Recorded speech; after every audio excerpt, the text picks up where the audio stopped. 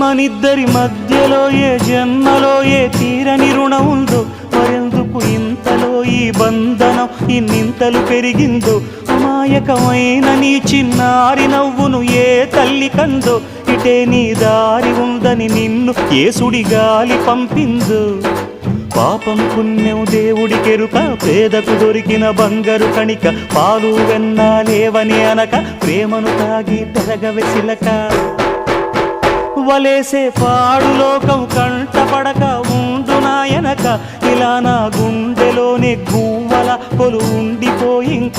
ఇటే పోస్తే ఎమున్నైనా నిలేస్తానే, మరింక ఏ కీడు నీ వంక రాలే.